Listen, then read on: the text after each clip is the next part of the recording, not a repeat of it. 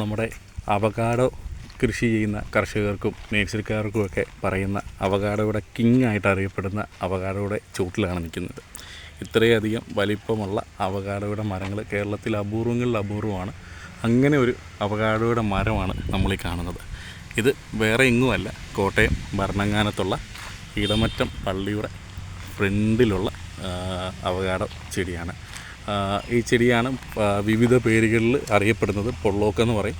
ഇതിൻ്റെ ചുവടിൻ്റെ വണ്ണം ഒന്ന് കാണിക്കാൻ വേണ്ടി മാത്രം നിർത്തിയതാണ്. ഒരാൾക്ക് ഇതിൻ്റെ വട്ടം പിടിക്കാൻ പറ്റത്തില്ല, 2 പേര് നിന്നാൽ തന്നെ പിടിക്കാൻ പറ്റുമെന്ന് സംശയമാണ്. അത്രയും അധികം വലിപ്പമുള്ള പഴയ ഒരു മരമാണ്.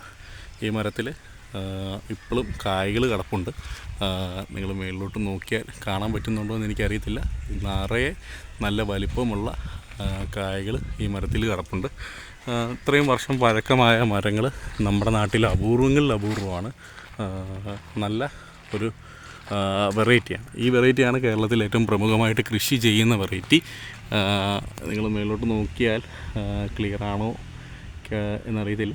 കാണുന്നതെല്ലാം പഴങ്ങളാണ്. അവകാഡോയുടെ ഇഷ്ടം പോലെ കായ്കൾ ഇപ്പോഴും ഈ മരത്തിൽ അവൈലബിളാണ്. എല്ലാ വർഷവും റെഗുലറായിട്ട് കായ്ക്കുന്ന ഒരു അവകാഡോ ചെടിയും കൂടിയാണിത്. എല്ലാ വർഷവും കൃത്യമായിട്ട് ഇത് കായ്ക്കാറുണ്ട്. ഇതാണ് പൊള്ളോക്ക് എന്നൊക്കെ പറയുന്ന, വിവിധ പേരുകളിൽ അറിയപ്പെടുന്ന ട്രോപ്പിക്കൽ ആയിട്ടുള്ള ചൂട് കാലാവസ്ഥയിൽ നന്നായി കായ്ക്കുന്ന ഒരു അവകാഡോ മരമാണിത്. ഇതിനെപ്പറ്റി കൂടുതൽ വിശദാംശമൊന്നും പറയേണ്ട കാര്യമില്ല. വീഡിയോ കാണുന്ന ആർക്കെങ്കിലും ഈ മരം കാണണം എന്നുണ്ടെങ്കിൽ നേരെ നമ്മുടെ ഇടമറ്റം പള്ളിയുടെ ഫ്രണ്ടിലോട്ട് വരിക. ഈ പള്ളിയുടെ ഫ്രണ്ടിൽ നിന്ന് കായുണ്ട്. ഇപ്പം തന്നെ ഇതിൻ്റെ അകത്ത് എനിക്ക് തോന്നുന്നൊരു 10-25 കിലോ കായ ഇപ്പോൾ ഈ ഫെബ്രുവരി മാസം അവസാനത്തിൽ മേളിൽ കിടപ്പുണ്ട്. അമിത വണ്ണമല്ല, ഒരു 5 കാ ഏറെക്കുറെ 2 കിലോ കാണും. ആ ഒരു രീതിയിലുള്ള കായ്കളാണ് ഇതിന് വരുന്നത്.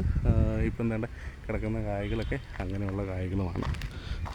കൃഷി ചെയ്യാനായിട്ട് ഏറ്റവും അനുയോജ്യമായിട്ടുള്ളൊരു വെറൈറ്റി ഈ വെറൈറ്റി തന്നെയാണ്.